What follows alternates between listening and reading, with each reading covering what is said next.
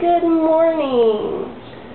Today I want to talk about the dance of the moon goddess and how this can empower you as a female, and it is going to be a prelude to beginner dance. And this is for women who want to dance but they're not sure about what to do or how to go about it.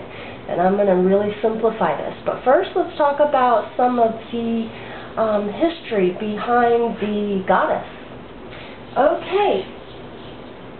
I'm calling this dance of the moon goddess because the moon has long been associated with femininity.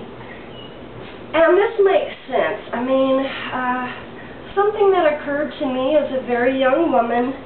I just got my menstruation. I was 13 years old, and I was like, woohoo, I'm a woman now. I'm going to get titties and hips. You know, I was so excited about that. And it occurred to me that the average menstrual cycle of a woman was 28 days, just like the moon phase. Now, some might think that's a coincidence, but consider this. The moon is so powerful, it can control the tides of the oceans, and you know how vast and powerful the ocean is. Our bodies are mostly made of water, so it is not a stretch for me to realize the moon could impact our fertility, our rhythm cycles, just like the moon can control the tides of the ocean.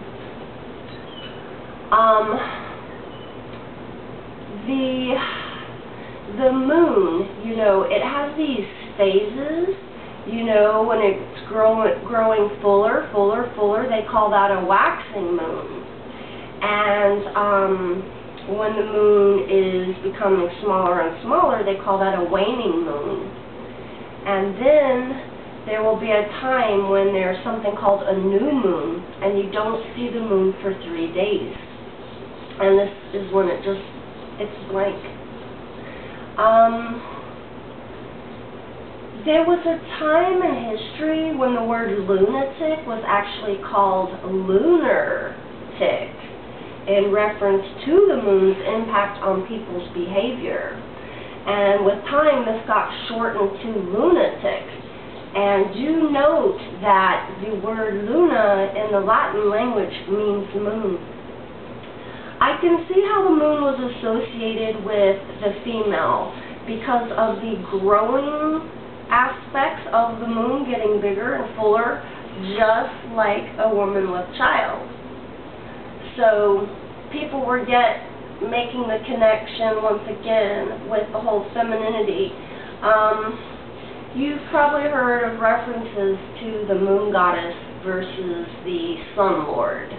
You know, and the moon has been more associated with the coolness and the softness of the night, whereas the sun is more harsh and can be very unforgiving.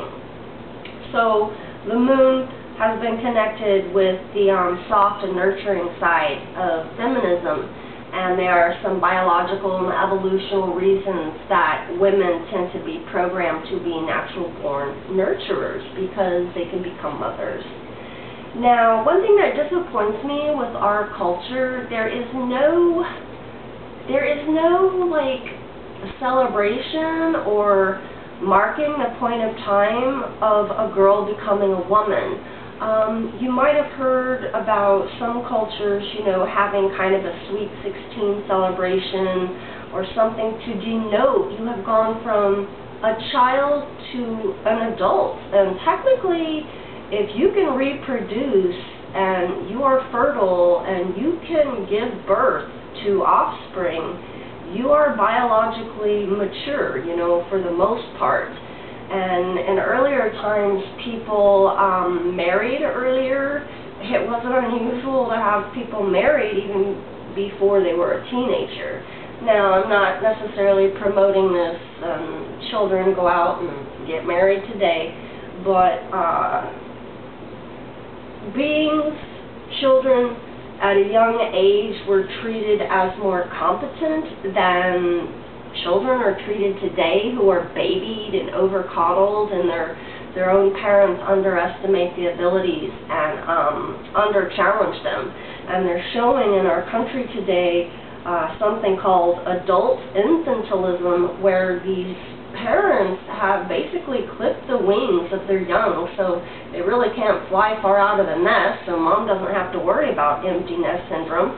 And psychologists are talking about this being a direct result of over-coddling and under-challenging. And when they tested parents, they were asking parents to grade or evaluate their own child's abilities, and they found many parents underestimated their own child's abilities, natural talents, and what they were competent in being able to do at a very young age. So let's celebrate the inner wisdom within all of us. And do remember, when you're dealing with children, you do not have to talk to them like an idiot. That is actually insulting to children, and I've even heard children tell adults, like, why are you talking to me like that? You know, like they know if you're like talking to them like an idiot. I know a family who, when their daughters started their menstruation, they made a real big deal about it. They had a celebration, a party, people were invited. It was mainly a family affair though, but they would make a big dinner and a big deal about it, you know, because it is like this time when you have gone from childhood to the ability to reproduce and have a child of your own. And, you know, given that it's a dirty shame that you would treat that young female as if she's stupid somehow.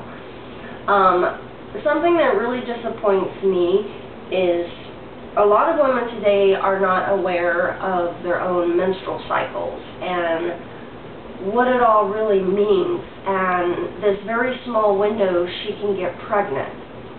And there is just a very small window. A lot of women know, well, actually,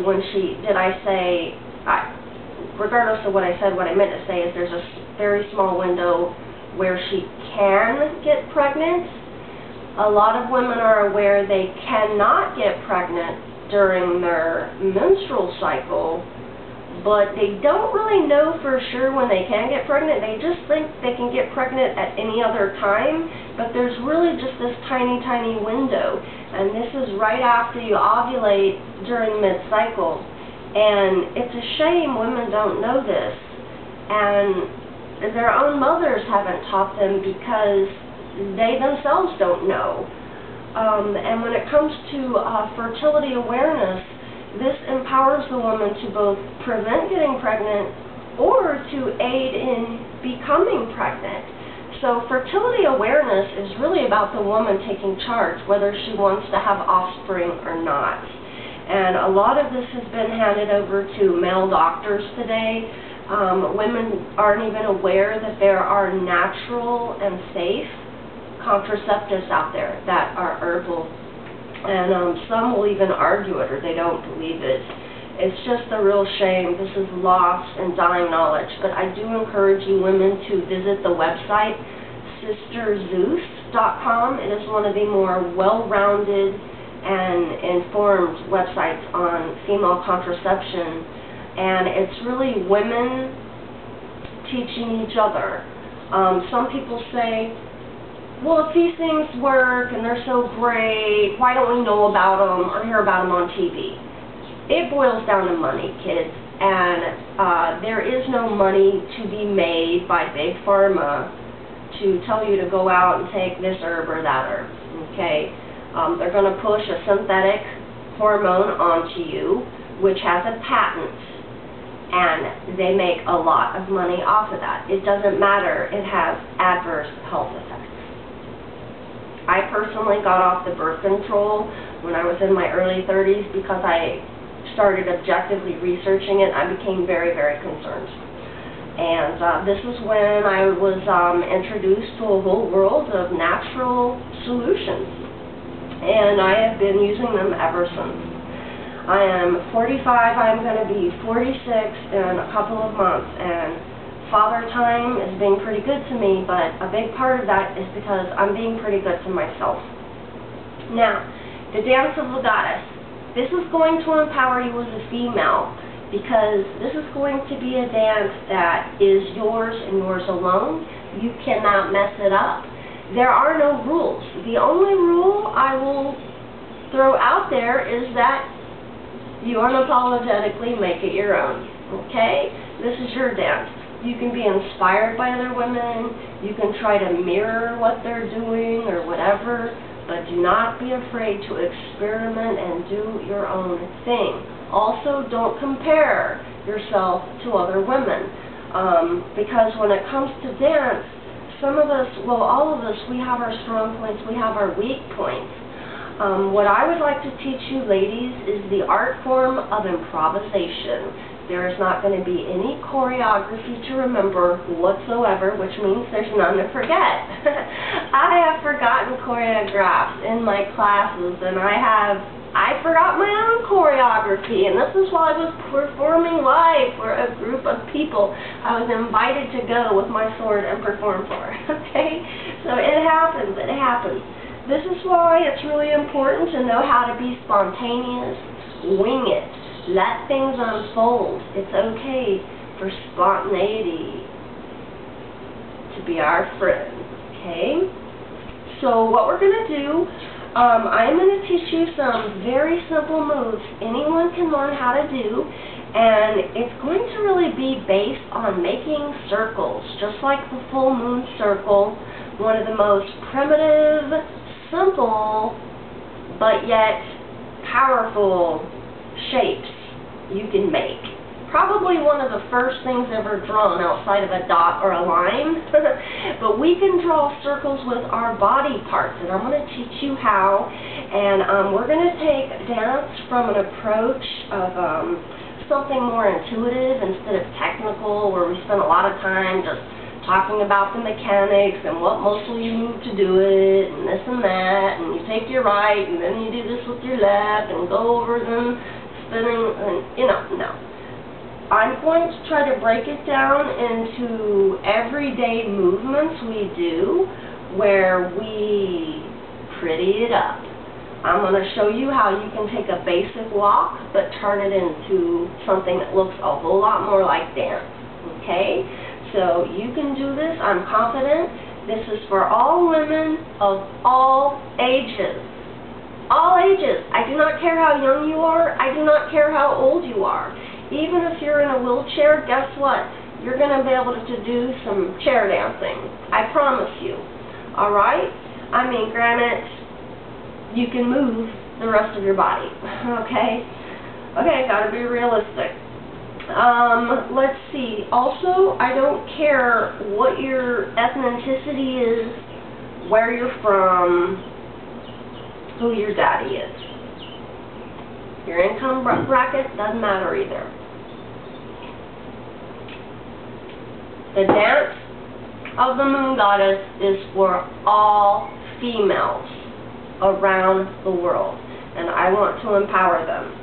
Okay, so this was just an intro to some of the interesting history behind the moon and its connection with femininity in general. And so let's get started with dance.